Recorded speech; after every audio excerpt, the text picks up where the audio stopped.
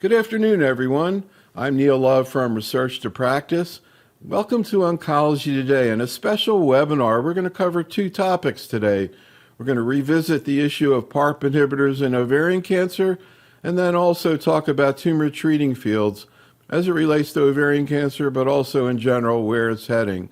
We have a great faculty today for this program. Dr. Gottfried Konecny from the University of California, Los Angeles in the David Geffen School of Medicine. He's the director of gynecologic oncology there. And Dr. Chirag Patel from the MD Anderson Cancer Center, the Neuroscience and Cancer Biology program in Houston. We do programs all the time, webinars all the time.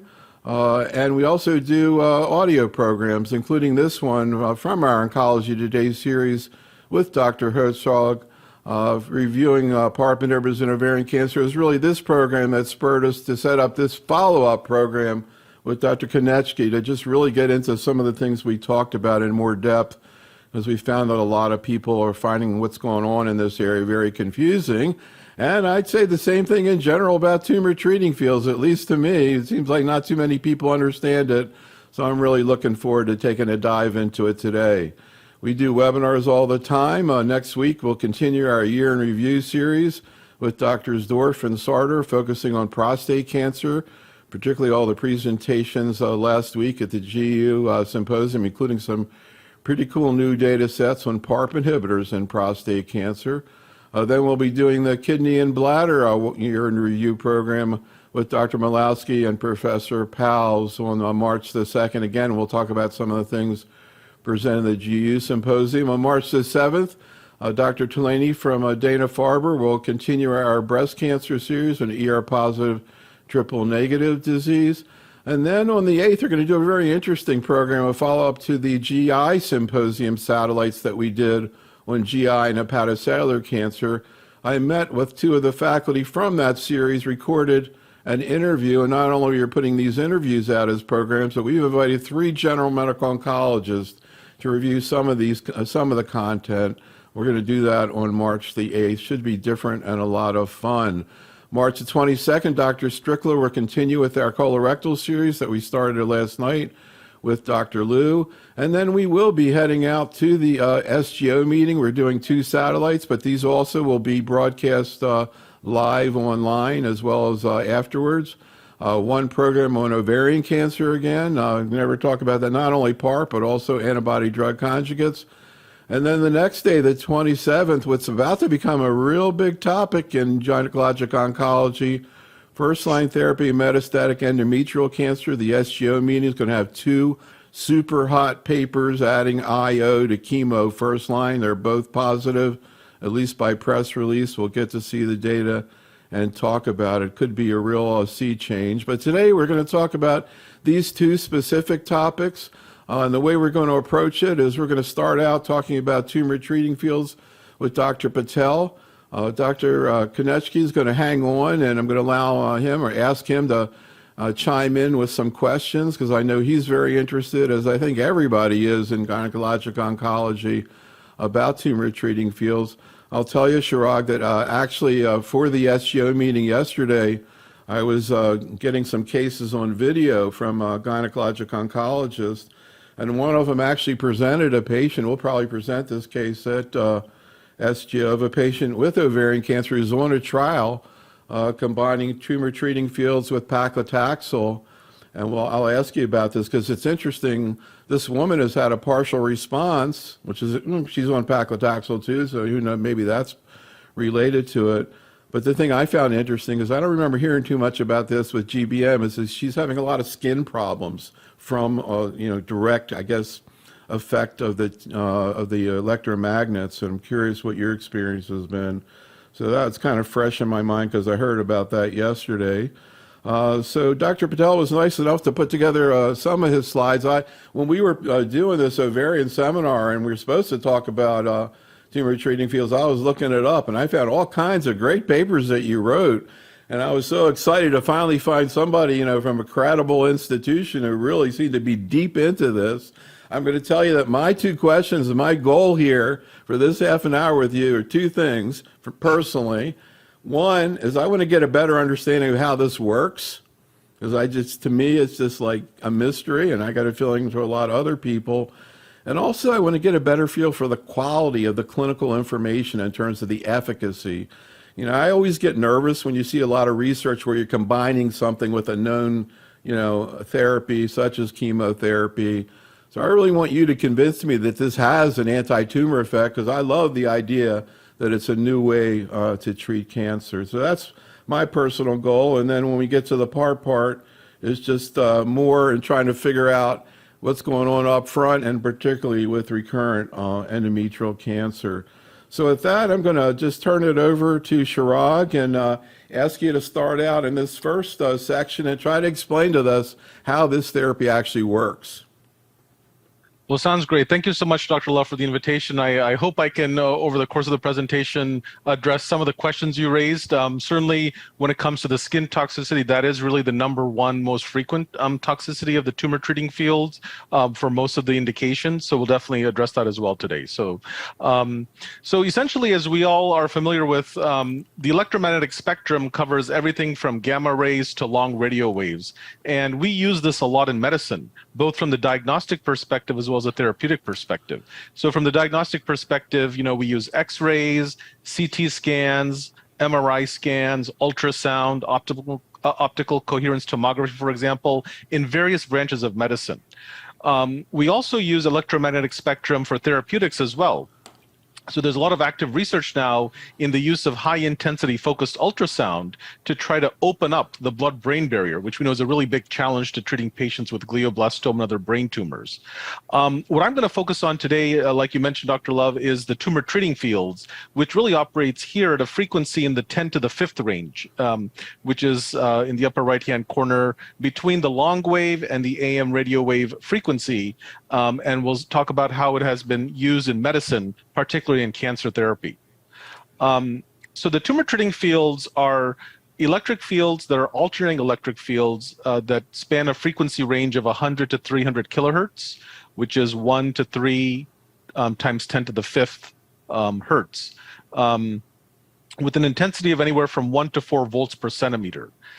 Getting to the question of mechanism that you posed, one of the earliest papers in the application of tumor treating fields in living animals was in 2007, published by Curson and colleagues in the Proceedings of the National Academy of Sciences. And the idea is that when you have a quiescent cell, so if you think about the brain, these would be the neurons, for example, that aren't really rapidly dividing. When you apply an altering electric field across a quiescent cell, then the oscillating direction of force that's acting on a charge is essentially not altered within the cell itself, because it's not dividing, it's a kind of a sphere. However, when you have rapidly dividing cells in the context of glioblastoma, for example, when you apply an alternate electric field and the cell is about to divide into 2 daughter cells, there's a cleavage furrow which then helps to concentrate the electric fields, creating what is considered a local dipole moment. The fundamental concept here is called the dielectrophoretic effect in regards to rapidly dividing cells. A subsequent mechanism that was identified was the effect of the tumor treating fields on the mitotic spindle. We know the mitotic spindle is important to pull apart the daughter cells as they're dividing. Well, if we think backwards, what are the mitotic spindle apparatus made of? They're made of microtubules. And if you take a step further back, the microtubules are made up of tubulin subunits. And we know that tubulin subunits have a local positive end and a local negative end. And that's how they kind of concatenate together to make up the microtubules. So the idea here is that by applying an altering electric field with this frequency, we might also be able to interrupt that ability for the tubulin subunits to then concatenate to form microtubules and therefore destabilize the mitotic spindle apparatus in these rapidly dividing cells.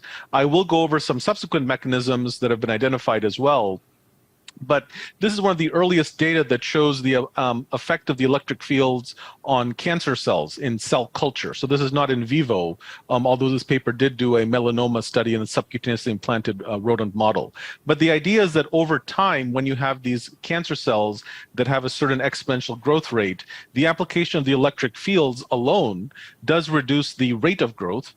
And in importantly, the frequency is also cell specific to some extent. That is that smaller cells on average are more susceptible to the higher frequency ends, so closer to the 200, 300 kilohertz range, whereas larger cells on average are more susceptible to the lower frequency, the 100 to 150 kilohertz range of that the band of the tumor treating fields. And finally, the other component of relevance to the tumor treating fields is the intensity. That's the height of the waveform when it's oscillating. So here, what this graph shows is that once we achieve 1 volt per centimeter at the tumor, we start inducing cell death in a kind of rapid drop-off. So the idea is that we want to use the optimal frequency, yes, but also achieve an optimal threshold field intensity to induce cell death as well. And this slide just shows the differences in the optimal cell kill frequencies that have been identified. Of course, it's not a silver bullet because we know that in any kind of cancer, there's not going to be a homogeneous cell size. But for the majority of cells, that they will be impacted and susceptible given the frequency that's applied. So this figure is really busy. It comes from a review article we did that shows all the anti-cancer mechanisms.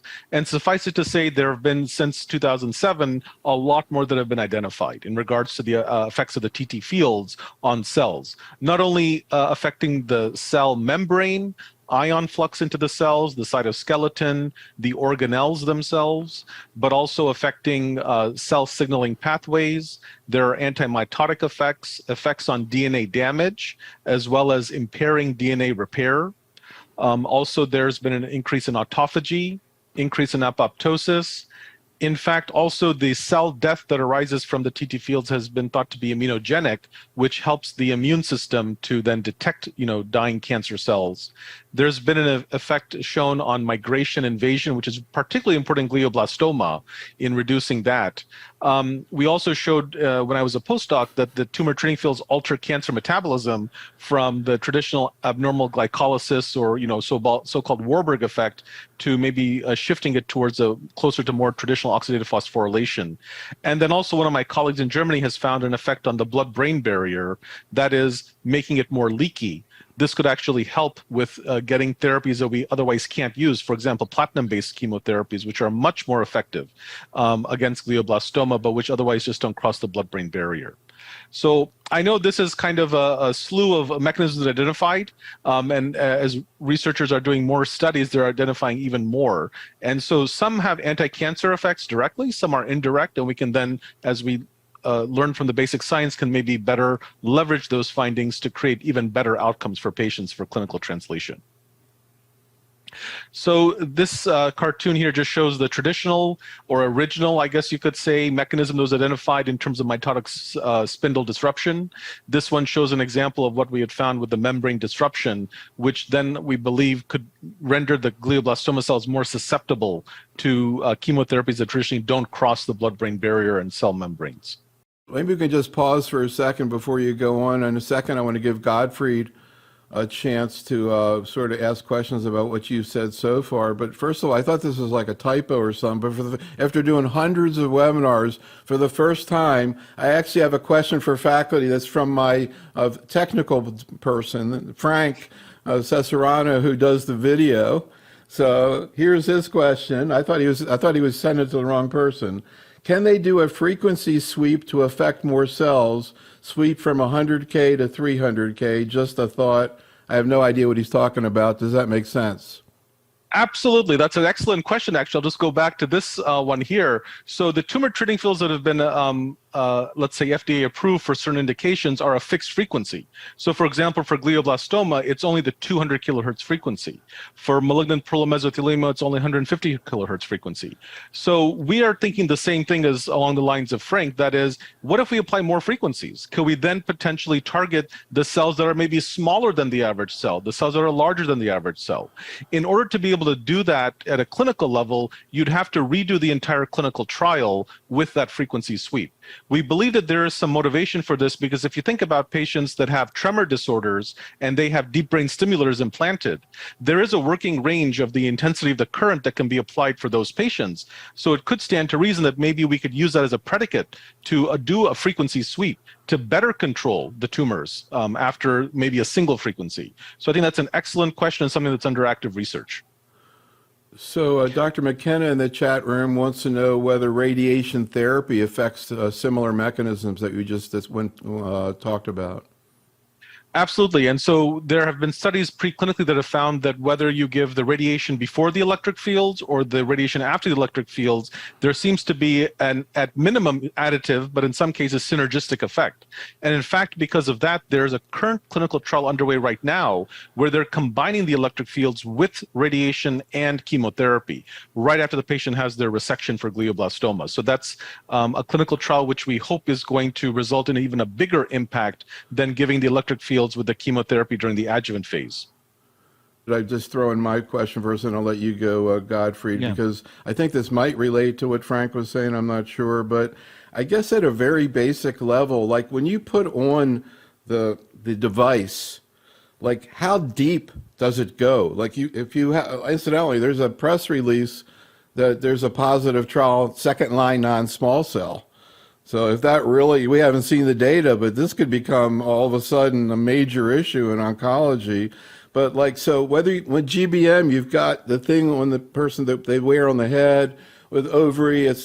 But like, how deep does it go?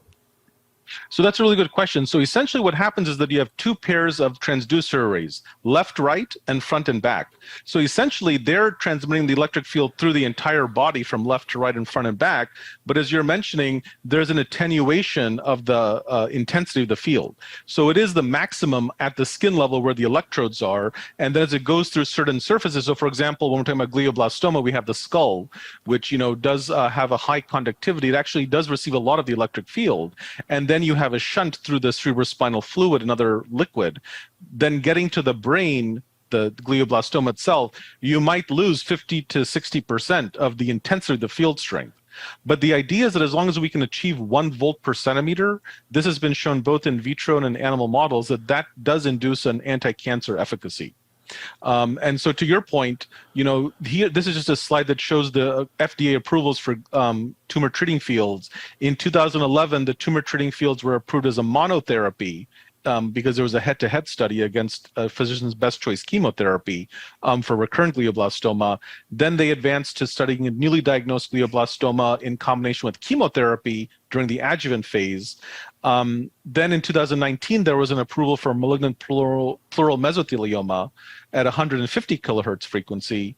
And then in the National Comprehensive Cancer Network gave a recommendation to use tumor treating fields in newly diagnosed glioblastoma in 2018 with category 1 evidence.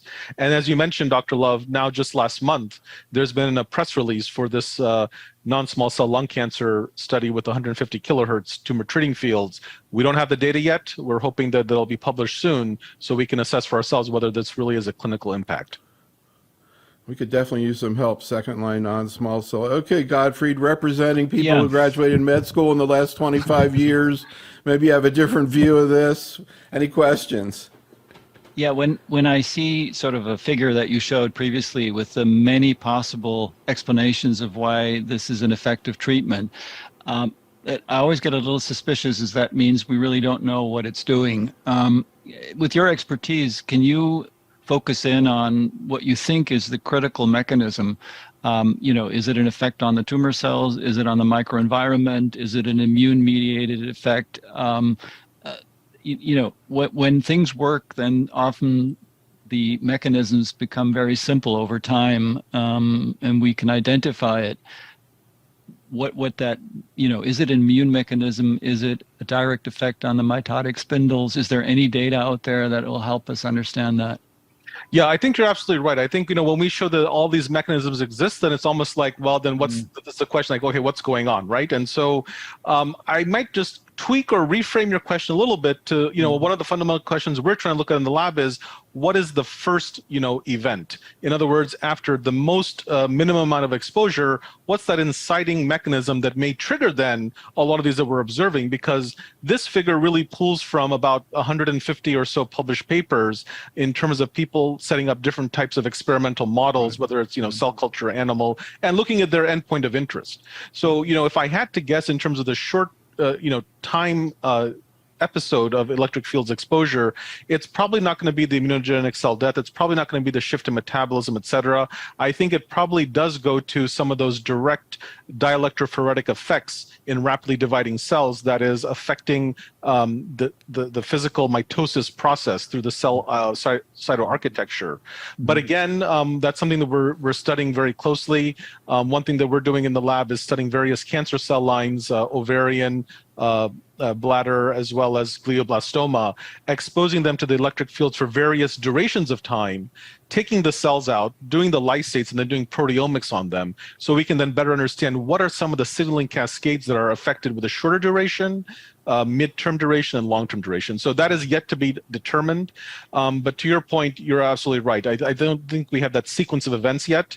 At this point, we have the black box from the clinical trials that show a universal survival benefit, but the exact mechanism is yet to be determined. And I think we can improve the way the clinical trials of TT fields are done by using tissue samples and correlatives within those clinical trials, so we can try to confirm some of the preclinical findings in the human tissue. Any other effects that in terms of, rapidly dividing cells, like chemotherapy, you see effects, cytopenias, GI effects, et cetera, on rapidly growing normal tissue. Do you see that with TTF? So we don't, the major toxicity that we see with the tumor treating fields here is the skin toxicity. And so this is a paper from Lacouture and colleagues. Lacouture is a dermatologist who wrote up a paper in 2014 and has a more recent second version of this paper from a year ago that shows essentially that the most common side effect is the contact dermatitis, which you can see here, which is almost in the shape of how the electrodes are placed with the adhesive bandages. And then this can progress if there's no intervention to erosions and folliculitis or skin ulceration. So what I advise patients to do is essentially, with the modern era of electronic medical health records, and their smartphones, take a picture in a well-lit room, send the image to us so we can kind of take a look at it and then advise them as to whether this is just a contact dermatitis, in which case maybe change a little bit the location of the placement of the electrodes or give some breathing room some time off, versus if we start seeing some erosions or folliculitis, we can prescribe a betamethasone cream or something like that so that we can prevent getting to this skin ulceration stage. And as you mentioned, this has been seen in multiple other applications of the tumor treating fields because of the direct contact with the skin. Yeah, Dr. Lacouture is like the king of dermatologic oncology. It's not surprised to see him involved here. This patient that I was telling you about that was presented to me yesterday actually had to have the TTF stopped because it was so just bothersome to her. I don't know if that reflected their lack of experience in dealing with the side effects. How often do you actually have to stop therapy because of dermatologic problems, Chirag? It's very rare. I mean, in fact, in his second paper, I don't show it here, but there's an amazing table that I essentially print off to give to patients. It's a table that has the first column is how to prevent skin breakdown from the electric fields. And the second column is, if you do experience it, what do you do? It's a perfect way to help patients understand when they're taking off the electrodes to do it slowly so they're not essentially peeling off a layer of skin when they reapply the next set of electrodes. Also, in terms of giving some time off, can definitely help. Another thing is, like I said, early recognition by the patient, early communication to the physician, and then early intervention with whatever cream you might need, et cetera, is the way to go. I should also mention that a lot of the older electrodes have been based on these ceramic electrodes, kind of circular electrodes, which you can see here can kind of maybe eat in or push indent into the skin. So the company behind the technology has now innovated to try to create some more flexible electrodes that try to overcome that and are more kind of comfortable when you have like a rigid skull underneath the scalp, for example. So Fadi in the chat room wants to know, are there any cognitive effects in these GB? Do they describe any thought alterations or anything at all? Yeah, it's a really important question because you might think that, okay, I'm applying electric fields to the brain. Is there going to be cognitive deficit? Is there going to be increased risk for seizures, for headaches, et cetera. So there was a patient-reported quality of life study in parallel with the phase 3 trial, and they reported that separately in JAMA Oncology, and showed actually that there was no significant impairment in mini mental status exam score from baseline to on therapy. There was no increased incidence of seizures, headaches, et cetera. And in fact, the patient-reported quality of life was significantly increased in the group that received the electric fields with chemotherapy versus chemotherapy alone. Yeah, I'm thinking you don't have to go too far to beat docetaxel second line and non-small cell to have a better quality of life. That should be fairly easy for what it sounds like based on this. So even if it has no difference in efficacy, it sounds like it'd be a lot better than docetaxel. Anyhow, now the second part is, can you try to convince us that there's a clinical anti-tumor effect? I guess mainly where we've seen that up to now is GBM. So me just reading your paper, to go through a 20-page paper of just mechanisms got me interested just to start with, even though I didn't understand 95% of it. But how about the clinical data? Let's take a look at that, particularly in GBM. Convince us that it works. Absolutely. So this is the result from the phase 3 study in patients with recurrent glioblastoma, where they actually looked at the electric fields by themselves, that's the blue curve, versus the physician's best choice chemotherapy in the red curve. As you can see, there was no significant difference, which indicates that there was a non-inferior survival benefit of the electric field as a monotherapy compared to chemotherapy. They then went forward with a combination study where they applied the electric fields in combination with the traditional temozolomide in adjuvant after chemoradiation versus adjuvant temozolomide alone. And what you can see here was that the median overall survival went from 16 months to 20.9 months, or approximately 5 months. Importantly, though, the 5-year survival rate was really striking. It went from 5%, which is kind of the best data we have from the SEER database, for example. It's 5.6% from the most recent data, to 13% with the electric fields. So in terms of the median overall survival, being pushed out, but then also the long-term survival being pushed up, it does seem very promising from that perspective. And as I mentioned now in regards, and this is just a reminder of the original 2005 study where they added just temozolomide to radiation, because back then they only did surgery followed by radiation. And even then, the addition of the temozolomide to radiation prolonged the median overall survival by 2.5 months. At that time. The hazard ratio, interestingly, for both the tumor treating field study here and for the original study of the temozolomide was 0.64 in both cases. Now, if we move on, this is showing a kind of a dose response in a way. The compliance that's recommended for patients or usage is 75% of the time, or 18 hours a day with the electric fields turned on. And so for the patients that achieved 75% usage here, you could see that the hazard ratio favored the use of the electric fields. But then also, interestingly, as the patient was, quote unquote, more compliant, or used it for more throughout the day, then their survival benefit actually increased. This gives us an indication that the dose, let's say, of the electric fields is some kind of combination of the electric field strength that's achieved at the tumor as a product of that and the time that it's being used. And then finally, let me just show you here. This is the trial I was mentioning that's now combining the electric fields therapy with radiation plus chemotherapy up front after a patient gets resection. That's going to still take a few years to read out.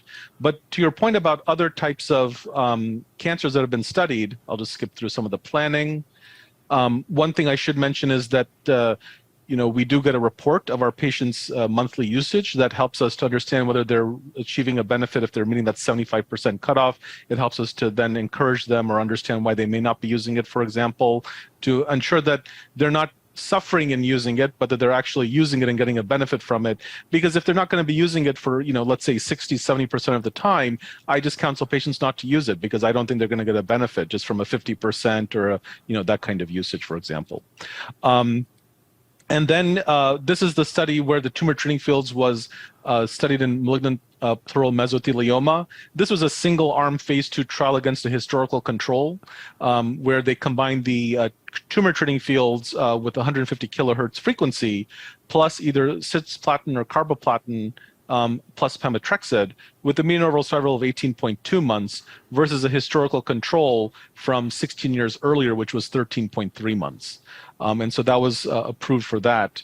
And then there was a study done, a phase 2 single-arm clinical trial in ovarian cancer, patients with recurrent ovarian cancer, when they combined the tumor treating fields with paclitaxel.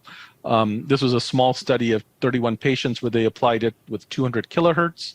In this study, the TT fields, the overall survival, median overall survival was not reached, but the 6-month overall survival was 90% and 12-month was 61% with the PFS of 8.9 months.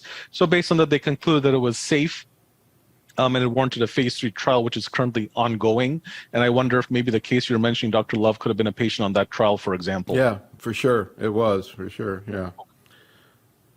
And so this is the pipeline of the TT fields. It just shows that, what's been approved. It's a newly diagnosed and recurrent glioblastoma, mesothelioma, but then there are ongoing studies at different phases in brain metastases, non-small cell lung cancer, like we mentioned. It was reported, but we don't have the data yet.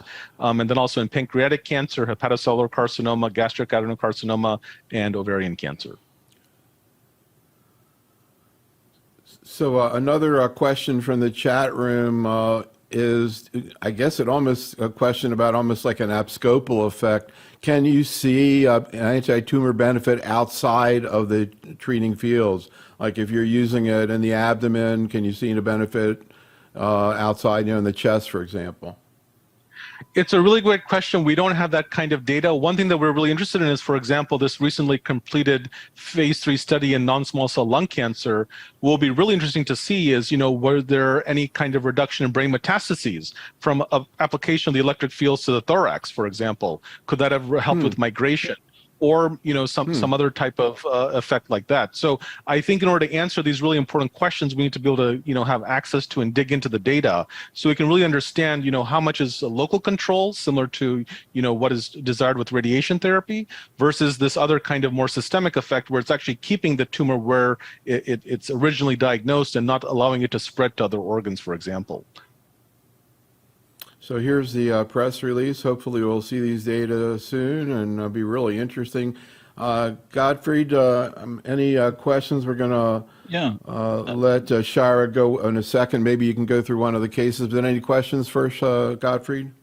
Well, the tumors that you're exploring are really hard to treat tumors. There's no question about that. But ovarian cancer, and you're applying your magnetic field to the abdominal cavity. Isn't that a particular challenge? Do you have penetration of the electromagnetic fields in the abdomen, and how deep do they go? And why are you not sort of proving the concept in, let's say, early stage breast cancer, where you would say the tumor burden is lower, where you may be able to get magnetic fields to greater intensity? Or does that not play a role? I mean, No, I think it's a really important question. As a practicing neuro-oncologist, I'll be cautious in how I answer your question. But certainly the abdominal cavity, the peritoneum has a lot of liquid, and so it's a little bit different than that environment in terms of shunting the electric field, more so than perhaps what we see in the brain, for example. In regards to the flexibility as well in that area of the body, you're right. I mean, I also wonder myself how adhesive are these electrodes in that area where patients are sitting, standing, bending, etc. I think the idea, though, is that there is going to be less of the consumption of the electric field in the area where you have soft tissues compared to in the skull, for example, because a lot of the computational modeling studies in the brain suggest that a lot of the deposition of the electric fields goes right into the skull, and then only some is then transmitted out to the brain. So maybe from that perspective, it's a wash. I just don't know in terms of the more liquid, let's say, tissue and soft tissues in the abdomen, peritoneal, pelvic area, versus not having so much bone that kind of absorbs the electric field. I think that's one aspect. And then to your point about the breast cancer, I think also there could be a question in terms of just how do we apply the fields there, maybe making some kind of bra apparatus or something like that that can then, kind of be in contact with the breast to then deliver the fields. That is one area where there has not been any clinical study, as far as I'm aware, of applying the electric fields in that cancer. I just like the fact that it's different. It's always great to get a little bit outside the box there. You have three cases we put in the slide set for people who want to check it out, but maybe you could just briefly comment on this first case of 58-year-old man with GBM. What happened there? Absolutely. So this is a patient in whom we use the TT fields as standard of care, that is within 4 to 7 weeks after the completion of chemoradiation. He was initially diagnosed, I think there was an undersampling, unfortunately, which sometimes happens when only a biopsy is attempted. He then had to undergo a subtotal resection subsequent to that 1 month later that provided the diagnosis of glioblastoma. He underwent the standard 6-week course of chemoradiation with temozolomide. And then we started the adjuvant phase with monthly temozolomide plus the electric fields. And so this scan on the left-hand side is his post-op pre-chemoradiation scan. Then the second image here is his post-chemoradiation scan. In his case, he then, after 2 adjuvant cycles of temozolomide plus the TT fields, a surveillance MRI actually showed with advanced sequences, the one I show here is the magnetic resonance spectroscopy, some early increase in the choline to creatinine ratio. But if we look at the conventional MRI, we wouldn't have known that there was any kind of early sign of progression. This is one of the challenges in our field, is that our criteria for defining true progression versus pseudo progression or something like that is quite low, and even standard of care MRI is not good enough. But in this case, we were fortunate to be able to detect early recurrence of the glioblastoma. He then went for another resection, and now you can see that he achieved a really good gross cell resection here at our institution, and now he's on a clinical trial of neoadjuvant immunotherapy prior to this reoperation, followed by adjuvant immune checkpoint inhibitor. This is based on a phase 2 trial that was conducted at UCLA. Are checkpoint inhibitors heading towards GBM? Were they ever going to get there? So all the studies so far with single agent immune checkpoint inhibitors in glioblastoma have failed to meet their primary outcomes. I think that doesn't shut the door necessarily for immune checkpoint inhibitors. I think it just means that we have to perhaps combine them or use them in a very innovative way, like they did out of the UCLA study, where they gave 1 dose of pembrolizumab prior to resection for recurrent glioblastoma, and then continued adjuvantly with the pembrolizumab, and found some striking outcomes there. We still need to do a lot more understanding and validation of this, but this is kind of what this patient's clinical trial is based on here as well. All right. Well, Dr. Patel, thank you so much. I hope to have you back again, maybe after we see with the small cell data. It's kind of hard to find people who understand the biology here, and I really appreciate you assisting here today and educating us, and I think it's a really interesting field. So we're going to let you go. We're going to continue on and talk about PARP inhibitors. So thanks so much, Dr. Patel. Great. Thank you so much for the opportunity. Appreciate it. All right. So let's jump into a field that we've been hearing a lot about for a while now, Gottfried, PARP inhibitors in ovarian cancer.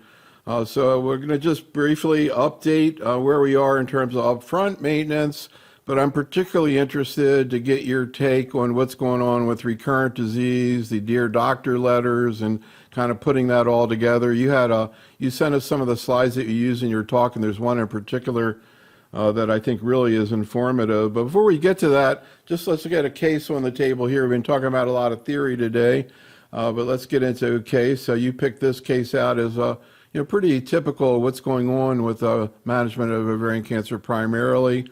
What happened with this 60-year-old lady? Yeah, this is I think a classic example of where PARP inhibitors have changed clinical outcome. This is a 60-year-old female that was diagnosed with stage 3C high-grade serous ovarian cancer.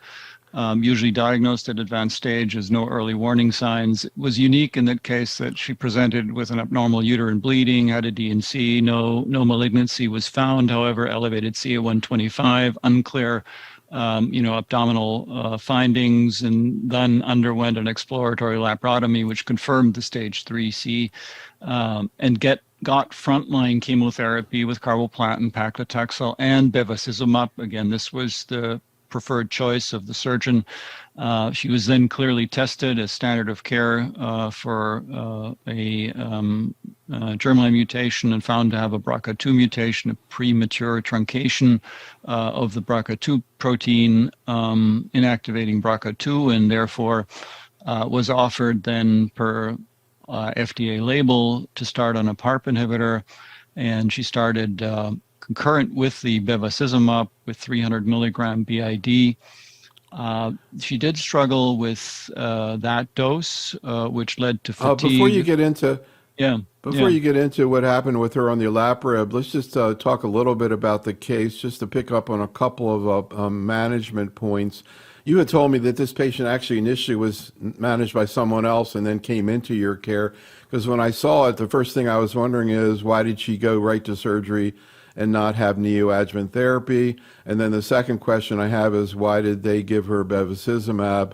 So in general, when you look at the initial management of this case, and again, the decision to go right to surgery and then the decision to use Bev, is general, do you think that would have been what you were doing if you were managing her primarily? Yeah, I think that the decision to go to frontline debulking surgery is really the surgeon's preference. He assessed her as being optimally debulkable and not requiring downstaging or preoperative therapy to reduce the morbidity of surgery. Again, about half of patients are now receiving preoperative chemotherapy, so this is becoming less frequent. The decision to give bevacizumab, I remember one of your meetings where you queried the audience, and it was a 50-50 who would give Bev in this case or not. So personally, I prefer to give it in stage 4 patients or suboptimal debulk patients where there's a subgroup analysis indicates a survival benefit. But I think it's a very reasonable decision to give bevacizumab because of its improvement in progression-free survival in this setting. Just kind of curious if you do use bevacizumab. Here, the payola approach with olaparib was used. There's also some data with niraparib, and one of the other cases that you submitted that we're not going to talk about actually was similar to this case and got niraparib and Bev.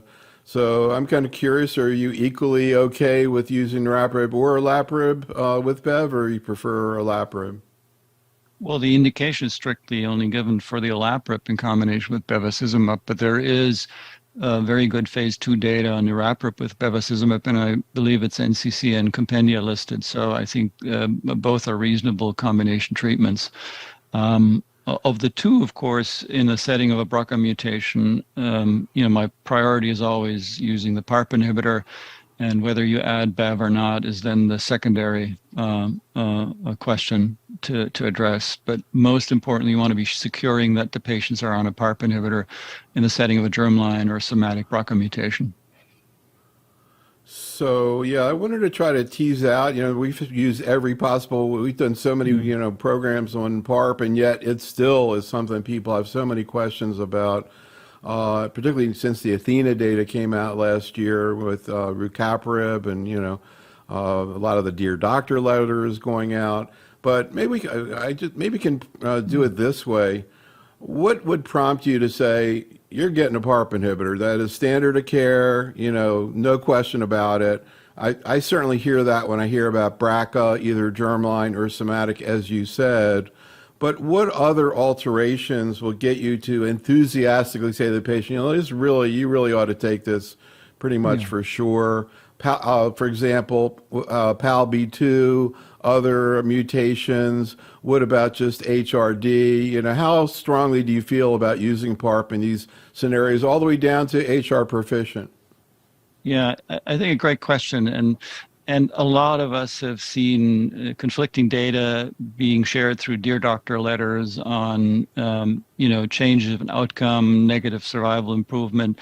So there's been a lot of confusion in the community, but not only in the community, among experts. And one of the slides that I sent you was really created by an expert group where we met to come up with a consensus with data coming out that much of it is not even peer-reviewed, published. But for me, we can condense it to, I think, the earlier, the more effective. So we've generally been using PARP inhibitors as maintenance therapy for platinum-sensitive recurrent disease, sometimes in the 3rd line, sometimes in the 4th line. We've also been using as treatment in the 4th or 5th line. The data now show that it's less effective in the later line of treatment, particularly if you're not a BRCA mutation carrier. But recent data also show that early use, frontline use, for example, in appropriately selected patients that either have a germline or somatic BRCA mutation or are BRCA-like, are HRD deficient, are those that have an incredible benefit of maintenance therapy. And there are 2 recent updates that show an improved overall survival in frontline treatment, but also in HRD deficient.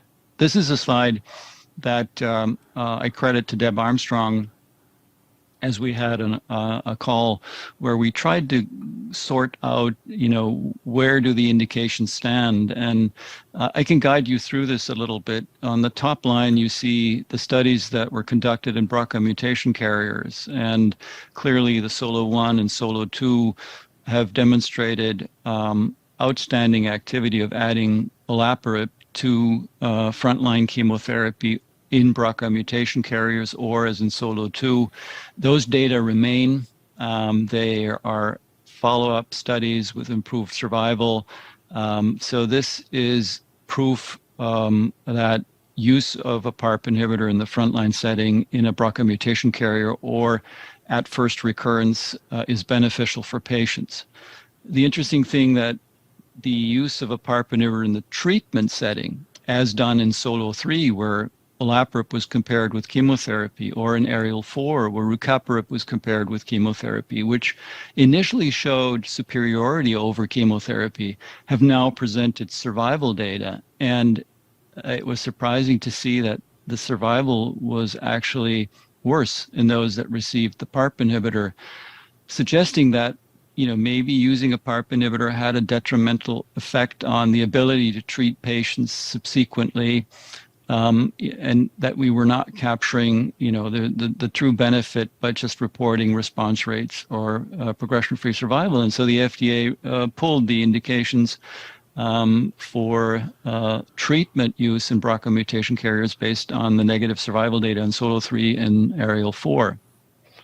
If you then look at the studies that were conducted in the either BRCA mutation carriers or homologous recombination deficient patients, so the BRCA-like patients, the PAOLA study clearly showed an improvement in progression-free survival. And the very recent SGO or ASCO, there was the first survival benefit for an HRD deficient subgroup of patients. This is the first time that at 7 years you saw a significant, and in absolute numbers, a 20% increase in survival in patients that are HRD deficient that receive olaparib in combination with bevacizumab. So a clear role for PARP inhibitor maintenance therapy in HRD deficient patients, and in my opinion, either as a single agent or combined with bevacizumab. Another study where we were able to use niraparib as a treatment in patients that had a BRCA mutation or were HRD deficient, the QUADRA study. Also there, no improved survival, and there was a withdrawal of the indication. So also, likewise, as with rucaparib or olaparib, niraparib shouldn't be used as a treatment in those patients, particularly not if they've had more than 3 prior lines of therapy. And then another, new finding is I think we generally used PARP inhibitors in the all-comer setting. We weren't selecting patients based on the biomarker status. And studies like the NOVA have always, or Aerial 3 study, have always suggested there is a differential effect. The greatest improvement is in the BRCA mutation carriers with a near 4-fold improvement of progression-free survival, whereas in the BRCA-like, there's a near doubling. And those that are HR proficient, it was at best, minimal, sometimes just 2 months. And we now see that with survival data coming from the NOVA study that doesn't carry over to a survival improvement. And therefore, the FDA approval was restricted in the recurrent setting for niraparib to germline BRCA mutation patients only. So again, the same story as we see with olaparib. Frontline therapy, yes. For the PRIMA data, still an FDA label for all comers, not restricted to BRCA mutation carriers, but in the recurrent setting, it's restricted to BRCA mutation carriers. With the rucaparib, it's a tragedy because unfortunately, Clovis has filed for bankruptcy, so I do not know what will come out of the Athena frontline data, nor the Ariel 3 data at this point, but very similar with negative survival data in the Ariel 3, which was the treatment, the maintenance trial in recurrent ovarian cancer patients. That is changing or has changed the FDA indication, and that it's been restricted to only BRCA mutation carriers, but we don't know what's going to where this is going to go with the filing of bankruptcy from Clovis. So the bottom line is really there's an important use in the frontline setting, particularly in BRCA mutation carriers and patients that are homologous recombination deficiency. In their first recurrent setting, there is a significant improvement in BRCA mutation carriers, and those that are HRD deficient, again, that was withdrawn. However, my personal take is I do think we have to individualize our decisions in selecting or offering a PARP inhibitor. Again, these withdrawals are all based on Dear Doctor letters. There is no peer-reviewed publication out yet.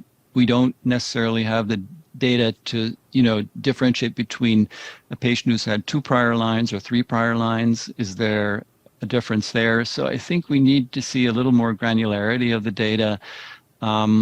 I do have a number of patients that are still benefiting from a PARP inhibitor in the recurrent setting on maintenance that would not be able to get a PARP inhibitor based on the recent FDA indication. But I think we have to stay tuned. Bottom line is, I think we've been using it too liberally in patients that are too heavily pretreated and were not selected based on BRCA or HRD deficiency.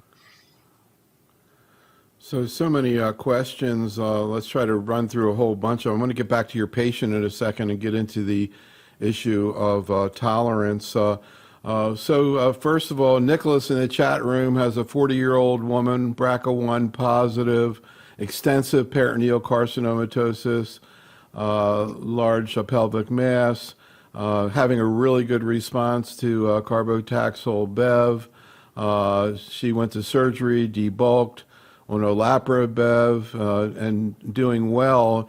His question is, with a patient with so much extensive peritoneal carcinomatosis, would you consider extending the Bev beyond 15 months?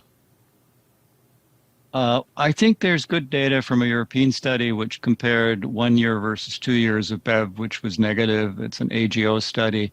I would not see a role in continuing Bev beyond that. I understand the point of the question, but we just have no evidence to justify, going beyond that 15 months treatment. Yeah. And in your own practice, could you talk about how you think through patients who have or HR proficient, BRCA wild type, nothing? How do you approach them? Yeah. In the recurrent setting, a maintenance therapy, I would not offer them based on the recent lack of a survival improvement, possible detrimental survival outcome. In the frontline setting, I think sharing the data with the patient is important, and letting them know that the impact or the improvement is relatively small, also sharing the potential risks of that, and coming to a joint decision whether or not you would treat a patient. I would emphasize a greater benefit in the BRCA mutation carriers or in those that are HRD deficient, but an HR proficient patient I generally would not treat with a PARP inhibitor unless there are clinical signs that would be indicating exquisite platinum sensitivity in the neoadjuvant approach, or lack of having a test result, which is sometimes not possible when there's only a preoperative needle biopsy and there's no viable tissue after chemotherapy. So there are situations where I would be open to using clinical parameters, but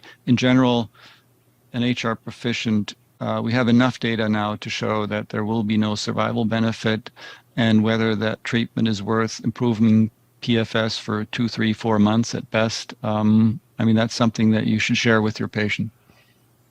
What about Bev alone in those patients? I think Bev alone is more beneficial in patients that have suboptimal debulking, have stage 4 disease. Those are where the subset analysis showed even a survival improvement. Those are that's the disease setting where tumor depends on angiogenesis and where intervening with that makes a difference. But an optimally debulked, R0 patient will likely have very little benefit. If you look at the European data, the improvement was 2 months. In the North American data, it was about 4 months with no survival improvement. So I think you can go both ways, but in the stage 4 suboptimally debulked, but I tend not to give it if someone is optimally debulked. What about duration of PARP therapy? Niraparib was given for 3 years. Olaparib was given for 2 years. How do you decide, for example, in a BRCA patient or an HRD patient, how long you're going to use it for? Great question. I've become really more adherent to the study data of only giving it for 2 versus 3 based on high-level evidence from the randomized studies, because we've learned more about possible secondary effects when being on a PARP inhibitor. I think some of the most interesting data is in the Ariel 3 study, where patients that had a BRCA mutation and received a PARP inhibitor for more than 2 years, the incidence of myelodysplasia and secondary malignancies was about 15%. So I think this needs to be discussed with patients, that if you go beyond the 2 years or 3 years, depending on which PARP inhibitor you use, that there is a chance of increasing the risk of secondary malignancies, but also affecting your ability to treat with subsequent treatment once a recurrence happens. So I don't go beyond 2 years with the olaparib and 3 years with the niraparib. Let's talk a little bit about tolerability issues that come up. It's one thing to demonstrate this in a trial. It's another thing to get a patient through it. I love that graphic they have with the tumor treating fields, where you get a printout of exactly how many hours a day the patient was treated. That's the ultimate adherence model, I think. But unfortunately, we don't have that with pills. So what happened with this lady? She had fatigue, bad appetite, was losing weight, mucositis, a whole bunch of things, anemia requiring transfusions. She got dose reduced. Can you talk a little bit about what happened and sort of where she landed and where she is right now? Yeah, again, she had multiple side effects, which was, again, the main 3 side effects that we deal with are fatigue, our GI issues, and then anemia. And she had all 3 of those. And she ended up at 150, but she had multiple dose reductions and initial dose reductions from 300 to 250 BID to 200 and then ultimately 150. I see this rarely, but I did include this case because it is clinical reality that patients cannot tolerate 200 milligram BID. Nevertheless, if you look at the data that are published, most patients ended up taking 200 BID olaparib, and this occurred in about 30% of the patients on the randomized studies. But there are real-world patients out there that come in with comorbidities, that had complicated surgeries and post-operative recovery periods, and the real-world data looks slightly different. And again, this is maintenance therapy, and quality of life needs to be good. They can't have low-grade side effects such as grade 2 nausea. No one would go out for dinner or eat anywhere if they'd have a daily, mild nausea. And with 150 milligrams, she tolerated treatment well and remains in remission now. So hopefully things will stay. This comes up all the time in oncology, which is how low can you go and still get anti-tumor effect. What do we know about that with ovarian cancer? And for example, can you get away with a lower dose in a patient with a BRCA mutation? Great question. I mean, with PARP inhibitors, I feel comfortable when we're at 50% of the dose still. There's great data, older data from O'Day on the initial olaparib randomized comparison. This was a different formulation. It was 400 versus 200 milligram BID, which showed very comparable efficacy data in the recurrent setting. So anything below 150, I feel very uncomfortable, honestly. But my preference is to treat patients at the maximum tolerated dose without having, daily side effects that don't need to be grade 3. Even daily grade 2 toxicity such as fatigue and nausea can be debilitating and I think needs to be addressed. But to your point, anything above 50% I still feel comfortable. The same applies to niraparib. Again, due to the weights and plates, many patients start at 200 milligram. If they experience side effects, we go down to 100. Based on the published data, about a third of patients were treated with 300, another third with 200, and one third with about a 100, and we still have the significant improvement in outcomes. So 50% dose reduction, but not more. Yeah. So one final question about this morass in terms of the FDA withdrawals and relapse disease. It's probably going to take a while before we have all the data really a clear look, but there's going to be so many things in terms of post, what treatments they got afterwards, whether or not they would have any benefit from the PARP. Could they have gotten something else? I mean, statistics or a lot of things that have to be considered. But any sense or any thought about whether there actually might be some negative impact of these drugs that's contributing to survival decrement? And of course, the particular issue people would think about would be AML, MDS, or maybe some other kind of bone marrow alteration. Any thoughts that there might be, sort of a negative actual effect of the drug as opposed to just the way these studies were done and how the data was collected? No, absolutely. I think there are potential negative effects that either are due to the fact that there is less bone marrow reserve when you've been on a PARP inhibitor, particularly in the treatment setting where patients were often treated longer than 2 years or 3 years. That would affect your ability to tolerate a third or fourth line chemotherapy regimen. The other is data that's now maturing is that the rate of second malignancies is much higher than the 1-2% in the adjuvant studies that we've been seeing, and that's probably affecting our survival outcomes, which really leads us to use it early in the frontline setting, and if used as a maintenance in the recurrent setting, select patients based on their BRCA mutation status or their homologous recombination deficiency. But we have to get away from using a PARP inhibitor as a general maintenance in any patient who just responds to a platinum-based chemotherapy, independent of biomarker or the line of therapy, like we did, until recently. So Gottfried, thank you so much for working with us today. Special thanks to Dr. Patel as well.